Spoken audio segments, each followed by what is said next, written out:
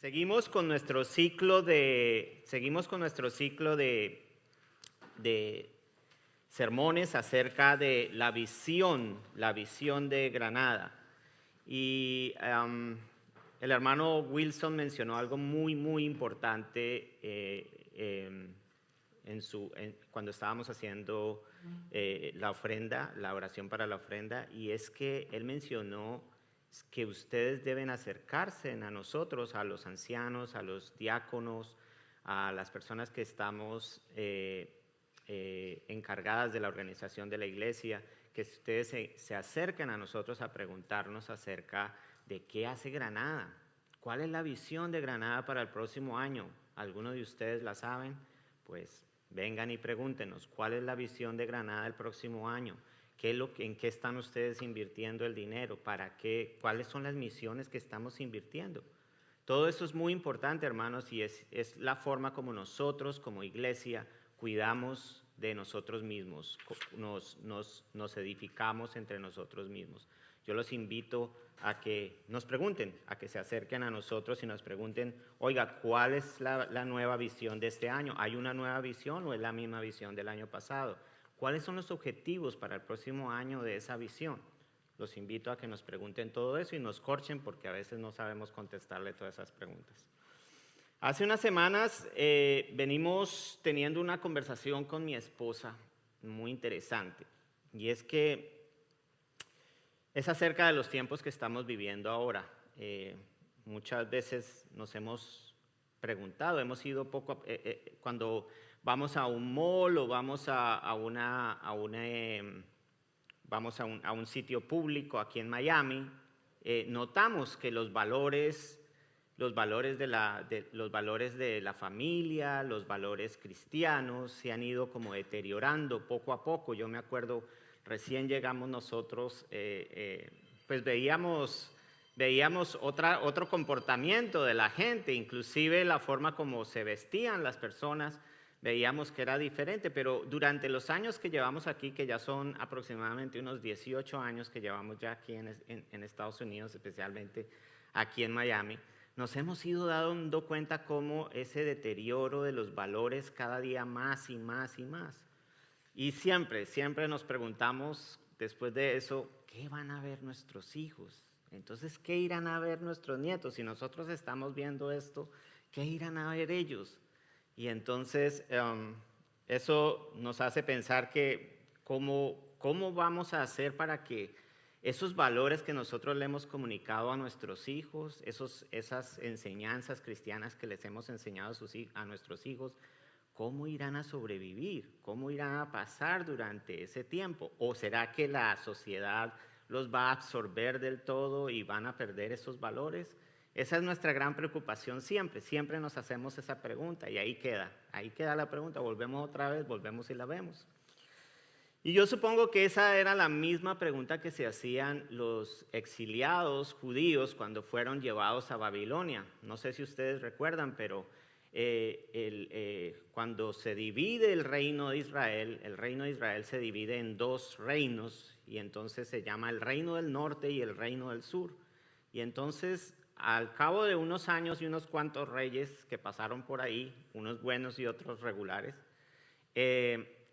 las grandes potencias de ese tiempo invaden al reino del norte y al reino del sur.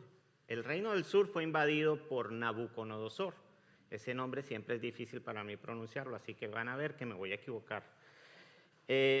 Y este señor Nabucodonosor hizo varios intentos por invadir Jerusalén hasta que él al fin lo logra y la destruye totalmente, hasta los cimientos.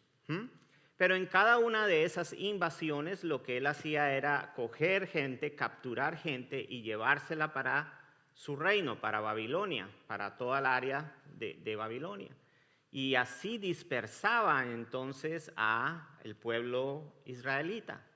Eso era una estrategia que tenían en ese tiempo las grandes potencias militares, porque así evitaban que que la gente se reuniera otra vez y entonces contraatacara. Entonces lo que hacían era dispersarlos en todo el área, en todo el territorio.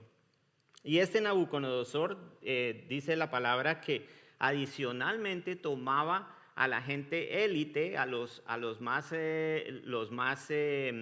sabios, a los de la nobleza, los tomaba y se los llevaba para su corte, ¿sí?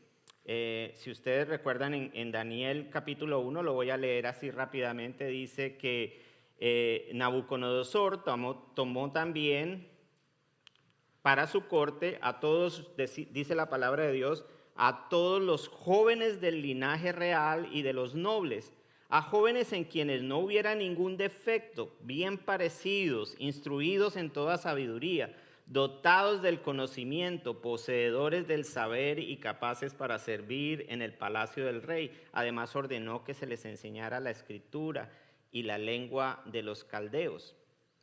Entonces, Babilonia pues obviamente era una ciudad cosmopolita, era donde estaban pues muchas personas de muchas otras regiones.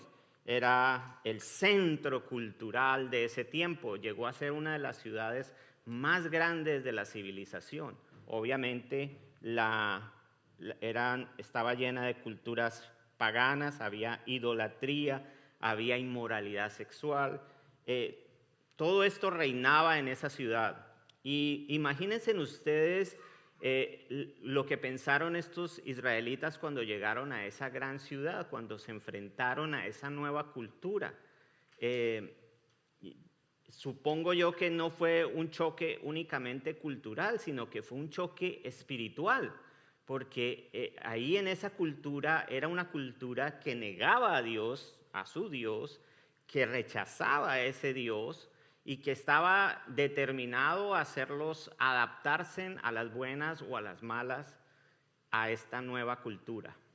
¿Qué sería lo que ellos pensarían en ese tiempo? Yo creo que ellos pensaban exactamente lo mismo que mi esposa y yo cuando vamos a esos moles y vemos a la gente vestida así o hablando de otra manera o haciendo unas cosas que nosotros consideramos que a veces nos consideramos nosotros fuera de este tiempo, nos consideramos como exiliados aquí, nos consideramos como que somos una minoría en una cultura pagana alrededor nuestro.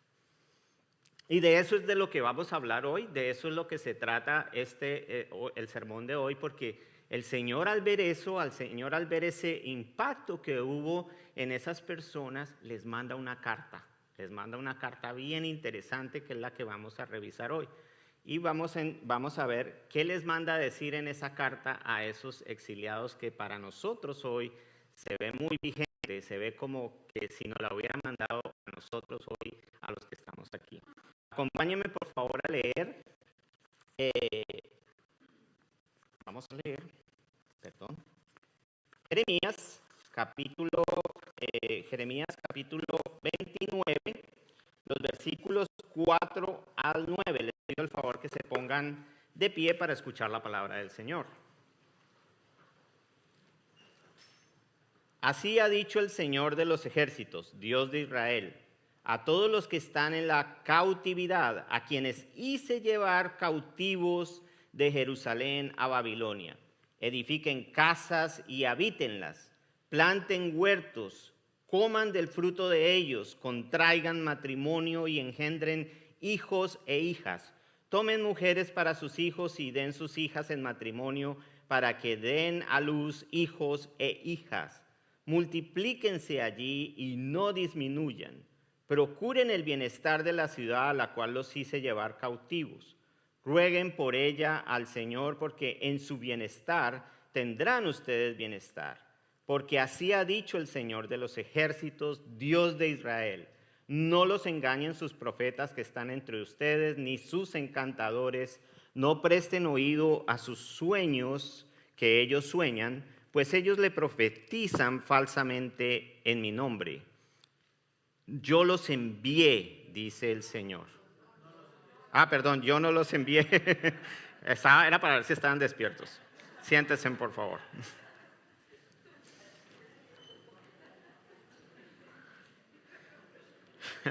Estaban despiertos.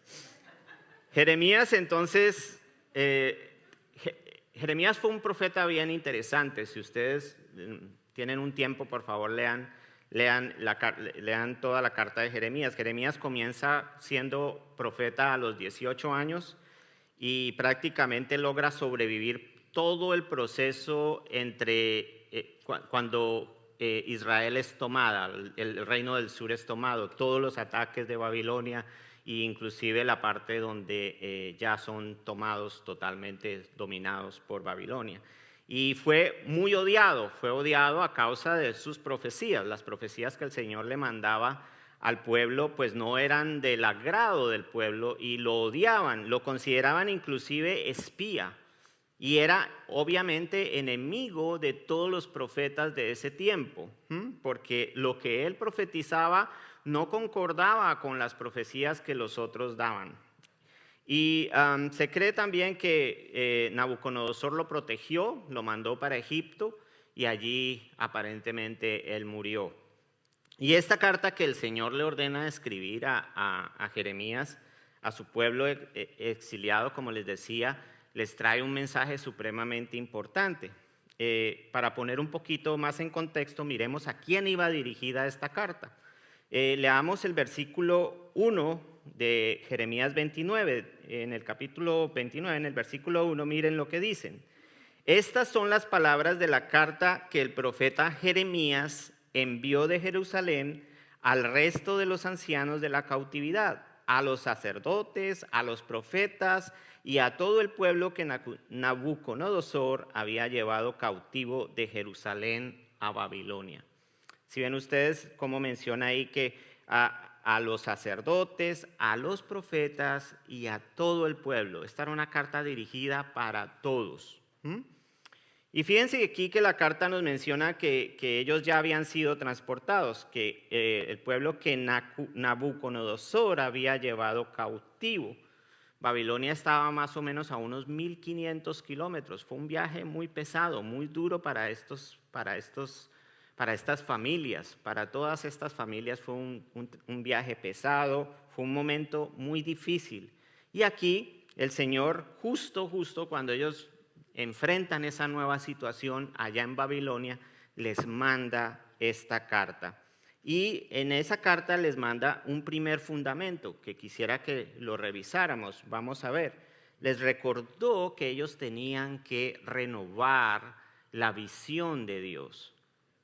Y les voy a decir por qué. Lo primero que Él les dice a ellos es, si ustedes quieren sobrevivir aquí como pueblo de Dios, si nosotros queremos sobrevivir aquí como pueblo de Dios, lo primero que tenemos que hacer es renovar nuestra visión acerca de la autoridad y de la soberanía de Dios. Acompáñenme, miren, en el versículo 1 vimos que Él menciona que Nabucodonosor había llevado cautivo de Jerusalén al pueblo. Pero si nos vamos al versículo 4 que leímos en nuestro pasaje, acompáñenme, miren lo que dice. Él dice, a todos los que están en la cautividad, ¿a quienes qué? A quienes hice llevar cautivos de Jerusalén a Babilonia. Entonces, un momentico, ¿aquí qué pasó?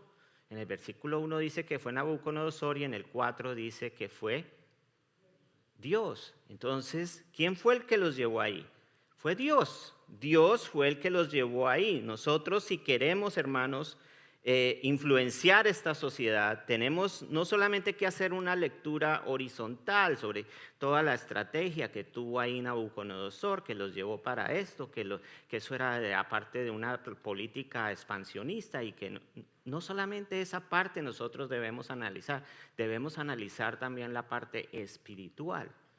¿Quién está al mando, hermanos? ¿Quién está al mando de nuestra vida? ¿Quién está al mando de los acontecimientos que pasan? Es Dios. Él es el soberano. Jeremías les recuerda al pueblo que Dios sigue siendo Dios. Él es el soberano de toda su creación y Él sigue en control de todo lo que sucede. Así que, aunque veamos las cosas feas, aunque veamos que cada día hay más personas blasfemando de Dios y de su palabra, Dios sigue siendo Dios. Dios no tiene atadas sus manos. Él fue el que nos trajo aquí. Él fue el que nos trajo a Miami. No fue ninguna otra influencia hubo ahí, sino que fue Él el que nos trajo. No nos desesperemos. Dios nunca ha perdido ninguna batalla, hermanos, y esta batalla Él ya la ganó.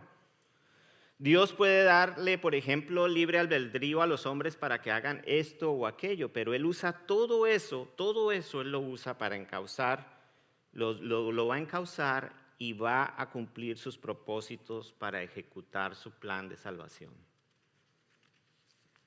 Miren un ejemplo.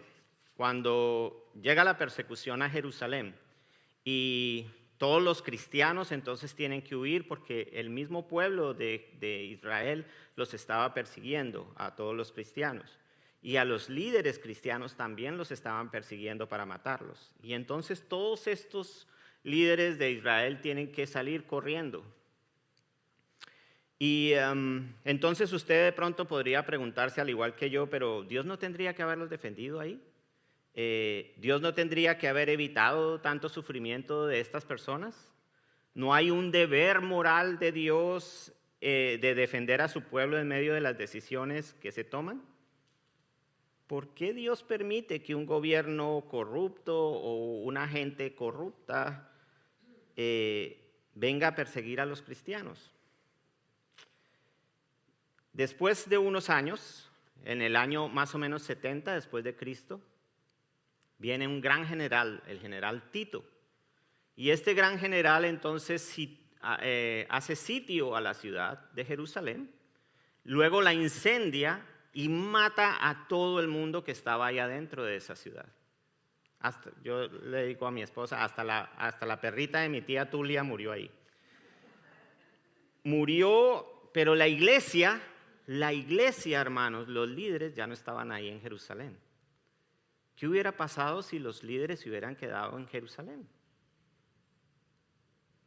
Probablemente hubiera sido mucho más difícil para la iglesia crecer, para la iglesia desarrollarse en esos tiempos, porque ya sus líderes no estarían. ¿Dios sabía lo que estaba haciendo con estos líderes, haciéndolos dispersar? Por supuesto que sí. ¿Estaba dentro de sus planes? Por supuesto que sí. Dios no ha perdido el control. Y así usted va a encontrar muchísimos más ejemplos en la palabra del Señor. Por ejemplo, José, la venta de José por sus hermanos. ¿Qué hubiera pasado de Abraham y de la familia de Abraham? ¿Qué hubiera sucedido? Entonces, hermanos, el primer fundamento que todos tenemos que tener cuando estamos en un sitio donde el mundo es pagano, donde se rechaza a Dios, donde donde se ignora los preceptos de Dios, es que nosotros debemos tener la visión de la autoridad y de la soberanía de Dios. Ese es el primer fundamento que les mandó el Señor a estos exiliados, a nosotros como exiliados. El segundo fundamento es que ellos se debían mantener como un pueblo de Dios en esa cultura que ignoraba a Dios. Ellos debían asumir esa responsabilidad como pueblo de Dios. Miren, vayamos al versículo 5, miren lo que les dice. Dice, edifiquen casas y habítenlas, planten huertos, coman del fruto de ellos, contraigan matrimonio, engendren hijos e hijas, tomen mujeres para sus hijos y den sus hijas en matrimonio para que den a luz hijos e hijas. Multiplíquense allí y no disminuyan. Si a usted le dice esto a un judío que ha sido sometido por una potencia militar como Babilonia, ¿cómo se le ocurre que yo voy a edificar en Babilonia? ¿Cómo se le ocurre a usted que yo voy a contribuir para que esta sociedad crezca?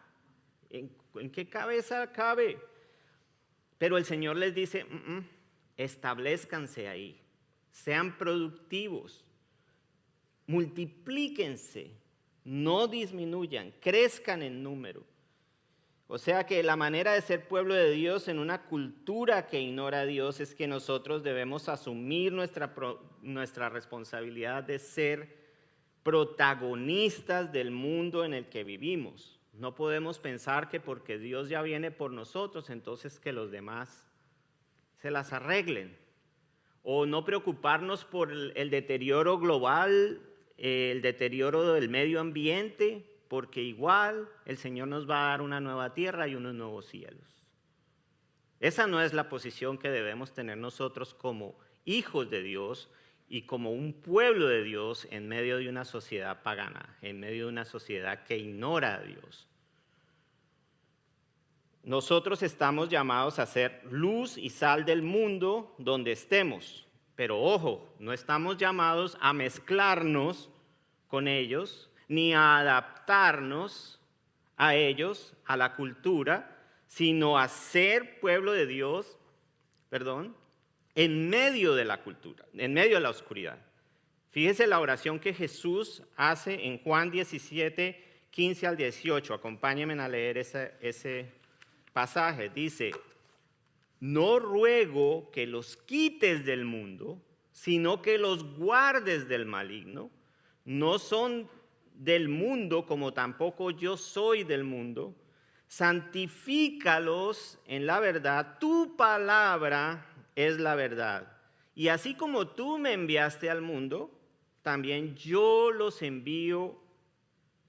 enviado al mundo. Somos exiliados, hermanos, en un mundo hostil a la palabra del Señor. Nuestra ciudadanía no es de este mundo. Y aunque debemos vivir responsablemente en él, no debemos por ningún motivo mezclarnos en él.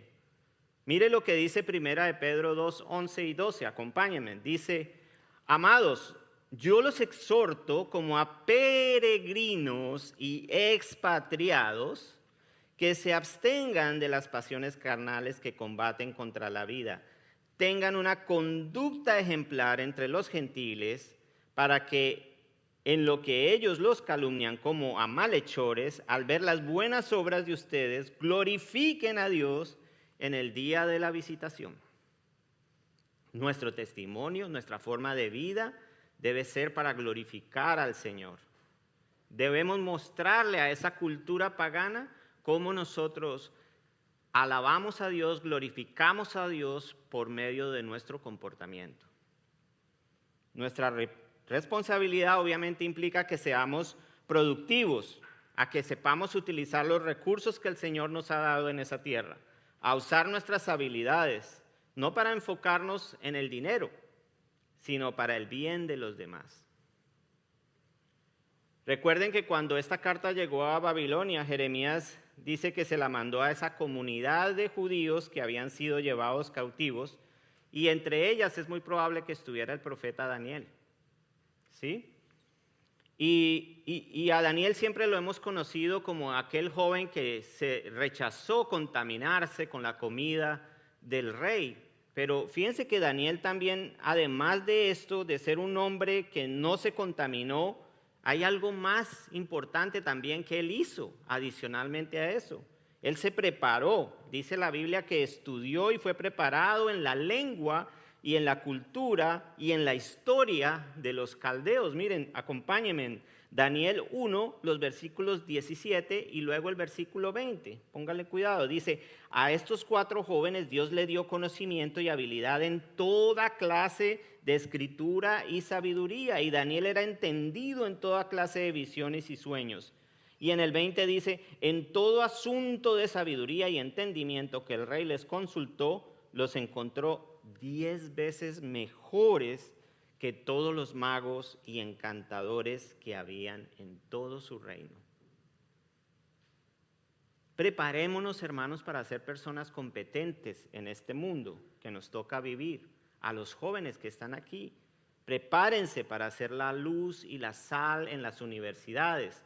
Preparémonos para las empresas donde tenemos que laborar. Preparémonos en el lugar donde nosotros tengamos que estar. Debemos establecernos y tener un proyecto de vida responsable, viviendo bajo los preceptos de Dios. Eso es lo importante. El tercer fundamento es que tenemos que ser agentes de bendición en el lugar donde estemos, en el lugar donde Dios nos haya puesto. Miren lo que dice el verso 7 de nuestro pasaje. Dice: la primera parte, vamos a ver solo la primera parte, dice, procuren el bienestar de la ciudad a la cual los hice llevar cautivos. Procuren el bienestar de la ciudad a la cual los hice llevar cautivos. Parece como irónico. Imagínense ustedes decirle esto a ese judío que está ahí siendo sometido por Babilonia. Ellos decían, nosotros tenemos que bendecir a esta ciudad, nosotros tenemos que procurar el bienestar de nuestro opresor. ¿Saben lo que ellos pensaban de Babilonia? ¿Quieren saberlo? Mire, en el Salmo 137 encontramos una descripción exacta sobre lo que ellos pensaban de Babilonia. Los invito a que me acompañen. Dice, póngale cuidado, dicen, junto a los ríos de Babilonia nos sentábamos y llorábamos acordándonos de Sión, acordándose de Israel. Ellos se sentaban y lloraban acordándose de su país. ¿Les parece eso común? Sobre los sauces en medio de ella colgábamos nuestras liras. Decidieron no cantar más. Los que allá nos habían llevado cautivos nos pedían cantares. Los que nos habían hecho llorar nos pedían alegría, diciendo, cántenos, cántenos algunos de los cánticos de Sión. Oh, si me olvido de ti, oh Jerusalén, que mi mano derecha olvide su destreza. Mi lengua se pegue a mi paladar si no me acuerdo de ti, si no ensalzo a Jerusalén como principal motivo de mi alegría. Acuérdate, oh Señor, de los hijos de Edom, que en el día de Jerusalén decían, arrásenla, arrásenla hasta los cimientos. Oh hija de Babilonia, la despojadora, bienaventurado el que te dé la paga por lo que nos hiciste. Bienaventurado el que tome a tus pequeños y los estrelle contra la roca. Así era como ellos pensaban de Babilonia. Fíjense en el rencor, fíjense la tristeza que hay en ese salmo de su tierra natal, pero también el odio que tenían hacia ese pueblo. Bienaventurado el que tome a tus pequeños y los estrelle contra la roca. Tenemos que ser agentes de bendición. Esto fue lo mismo que le dijo Pablo a Timoteo, o lo que Jesús nos enseñó, que nosotros tenemos que ser agentes de bendición, tenemos que ser luz y sal del mundo en una generación que está en tinieblas. Debemos ser instrumentos de bendición y procurar el bienestar de la ciudad. De pronto esto también influenció a Daniel. Miren, fíjense, cuando el rey Nabucodonosor tuvo un sueño sobre un árbol y que ese árbol se caía, Daniel tuvo que ir a decirle que el arbolito era él y que la destitución y que la caída era porque él iba a ser destituido del reino. Imagínense decirle eso a ese rey. Pero póngale cuidado lo que le dice Daniel a Nabucodonosor. Le dice, oh rey, que el sueño sea para los que no te quieren y su interpretación para los que te aborrecen. Él no le dijo, me alegro, ¿sí ve? Ya era hora que le llegara su castiguito. No. Él le mostró compasión, le mostró misericordia, le mostró amor.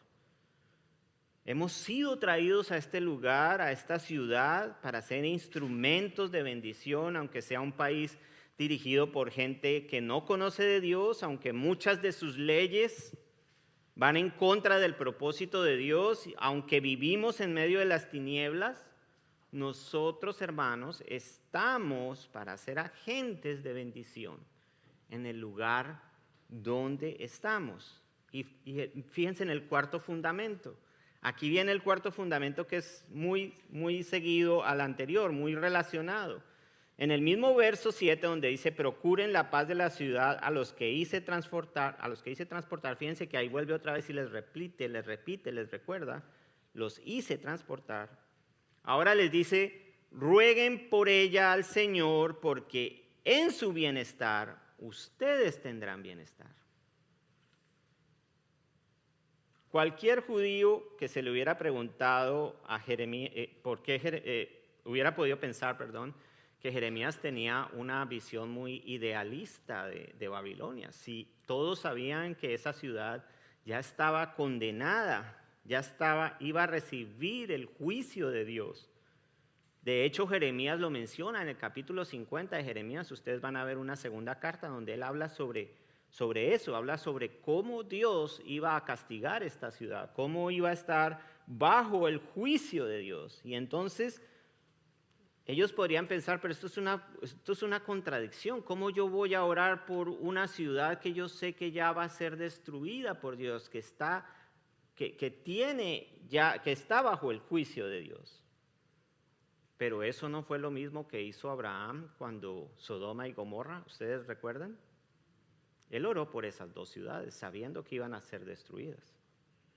O es lo mismo que Pablo le dice a Timoteo, le dice: quiero que los hombres oren en todo tiempo y que hagan oración y súplicas por las autoridades y por los que están en eminencia. Y fíjese cómo termina este versículo, dice: porque en su bienestar ustedes tendrán bienestar. Miren lo que nos dice Mateo 5:44, este es Jesús hablando, pónganme cuidado, acompáñenme. Pero yo les digo, amen a sus enemigos y oren por los que les persiguen, de modo que sean hijos de su Padre que están en los cielos, porque Él hace salir su sol sobre malos y buenos y hace llover sobre justos e injustos. Es decir, que nuestro deber como iglesia es orar por el país corrupto de donde salimos, es orar por nuestros gobernantes déspotas, es orar por nuestra ciudad idólatra, es orar por nuestra escuela que se aparta cada día más de Dios, es orar por nuestras empresas, es orar por nuestras fuentes de trabajo, por nuestros obreros, es interceder, hermanos, por Miami. Eso es lo que nos está diciendo el Señor a través de Jeremías. El quinto fundamento es que debemos estar alerta a los falsos maestros, a los que tergiversan, a los que modifican la palabra, la verdad. Miremos los versículos 8 y 9. Dice: porque así ha dicho el Señor de los ejércitos, Dios de Israel: no los engañen sus profetas que están entre ustedes, ni sus encantadores. No presten oídos a sus sueños que ellos sueñan, pues ellos le profetizan falsamente en mi nombre. Yo no los envié, dice el Señor. En ese tiempo habían muchos profetas que se declaraban profetas. No era que Dios los hubiera declarado profetas. Nada parecido a lo que hay ahora en este momento. También estaba Ananías, un gran profeta que desmintió a Jeremías y dijo: no, nosotros vamos a salir aquí en 2 años, los vamos a vencer por la espada, nosotros vamos a prosperar, vamos a cogerles toda esta riqueza y nuestra vida va a ser placentera. Y Jeremías dijo: no, Señor, ustedes no van a estar aquí solo 2 años. Así que, hermanos, debemos estar alertas, no nos dejemos engañar por falsos maestros que nos van a hablar de un evangelio distorsionado, de un evangelio torcido, de una prosperidad falsa. Mire lo que nos advirtió Jesús en varias ocasiones. Miremos uno de los versículos, Mateo 24, 4, 5. Él lo hizo muchas veces. Aquí vamos a ver 2 de ellas. Mateo 24, 4, 5 dice: respondió Jesús y les dijo: miren que nadie les engañe, porque muchos vendrán en mi nombre diciendo: yo soy el Cristo, y engañarán a muchos. Muchos tratarán de enseñarnos un falso evangelio. Ellos están aquí entre nosotros, se visten de amabilidad y de humildad y engañan. Por eso debemos estar alertas. Mire como lo dice el mismo Jesús otra vez en Mateo 7:15. Dice: guárdense de los falsos maestros que vienen a ustedes vestidos de ovejas, pero que por dentro son lobos rapaces. Así los definió él: lobos rapaces. Debemos estar vigilantes, hermanos, de lo que nos enseñan. Debemos observar que en nuestra iglesia se profese la sana doctrina. Investiguen, pregúntenos en qué creemos. Aquí hay una reunión para nuevos miembros donde les enseñamos lo que esta iglesia cree. Los invito a que vengan a estas reuniones. Así no se hagan miembros. No es necesario hacerse miembro, no es obligatorio. Pero al menos saben en qué creemos, cuál es nuestra confesión de fe. Ahora, si miramos un poco más adelante de esta carta, en el del versículo 10, ya casi finalizando la carta, Dios mismo les dice que van a estar allí 70 años. Miremos. Porque así ha dicho el Señor, cuando según mi dicho se cumplan 70 años para Babilonia, los visitaré con mi favor y les cumpliré mi buena promesa de hacerlos regresar de este lugar. O sea que ellos no iban a estar por solo 2 añitos, como les decía Ananías y los otros profetas. Ellos iban a estar allí 70 años. ¿Por qué 70 años? Hay mucha gente que dice que 70 años es por esto, 70 años es por esto otro, que no, porque eso es lo que vivía una persona.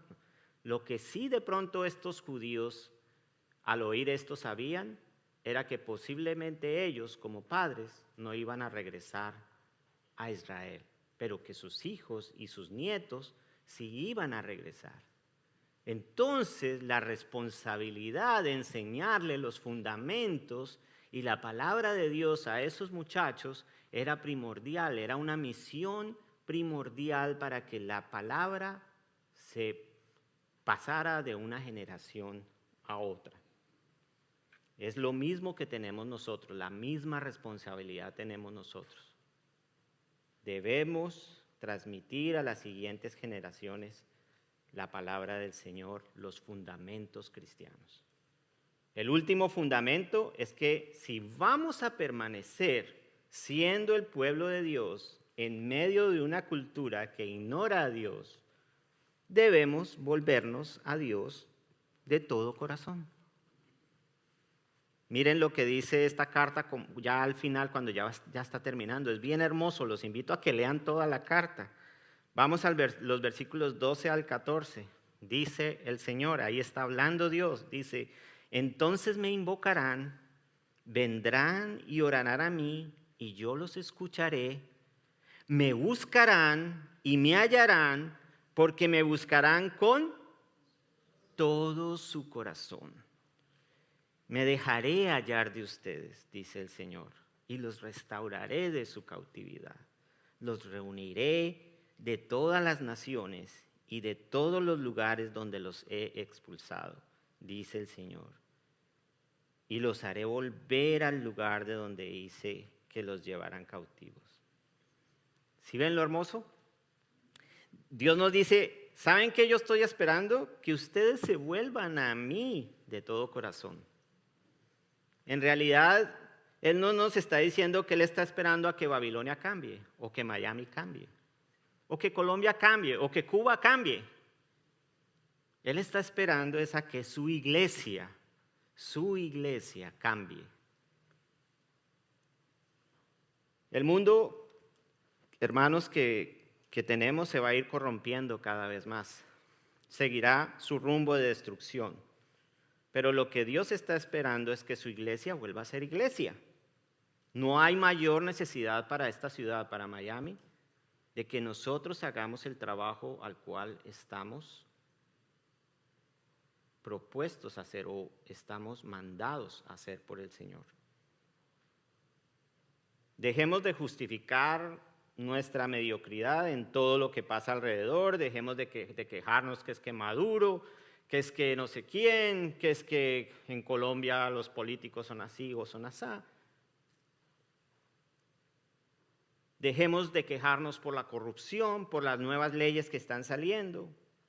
Es cierto que este mundo está mal, pero la gran verdad, hermanos, es que nosotros estamos lejos de ser la iglesia que deberíamos ser, de lo que Dios nos ha llamado a ser. Y sabemos, hermanos, nosotros sabemos que la gran necesidad que tenemos es de volvernos a Dios de todo corazón. ¿Saben que el profeta Daniel leyó esta carta? Él la leyó. Y Vamos a ver qué reacción tuvo Daniel después de leer esta carta. Los invito, vayamos a los versículos, Daniel capítulo 9, los versículos 1 al 3 nada más, pero ustedes comprométanse a leer el resto porque es muy hermoso. No hay tiempo, ya me han dicho varias veces eso.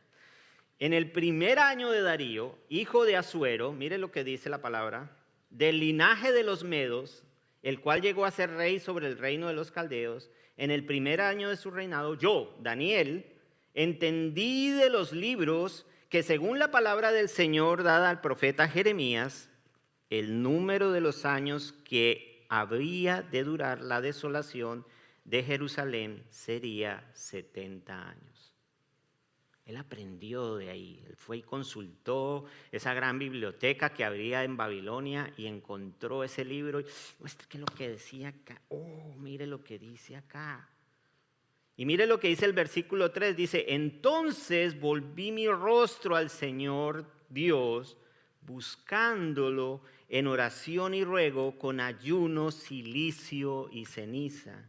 Y ahí sigue Daniel con una de las oraciones de confesión más hermosas que ustedes pueden encontrar en la palabra del Señor, que los invito a que la lean, ojalá hoy, para que no se les olvide.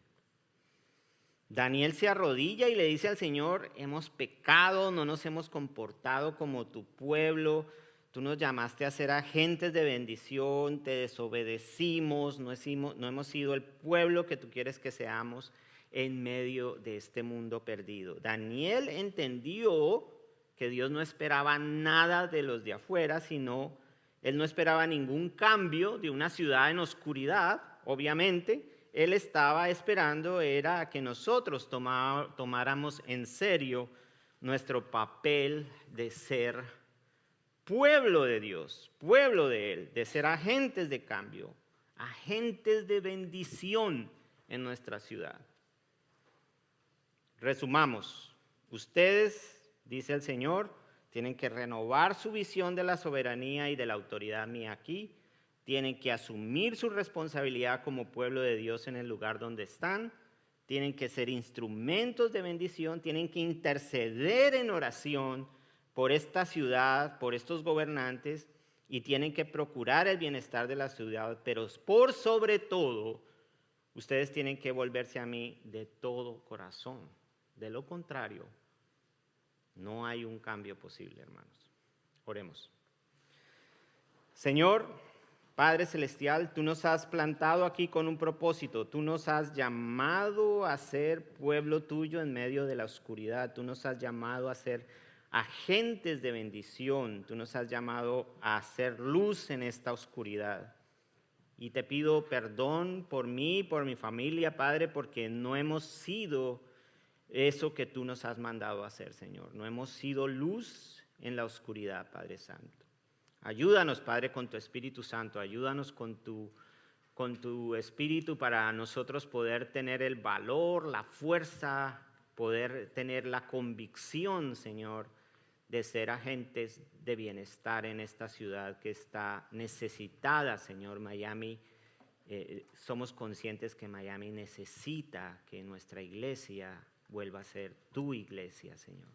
Ayúdanos, Padre Santo, estamos confiados de que tú lo vas a hacer, de que tú nos vas a acompañar en este proceso, de que si lo hacemos, si realmente nos volvemos a ti de todo corazón y comenzamos a hacer lo que nos toca hacer, Padre, tú nos vas a bendecir y esta ciudad va a ser para bienestar nuestro y va a ser para bendición y va a ser para tu gloria y para tu honra, Señor, que es lo más importante de todo. Todo esto, Padre, te lo pedimos por intermedio de tu amado Hijo, Cristo Jesús. Amén.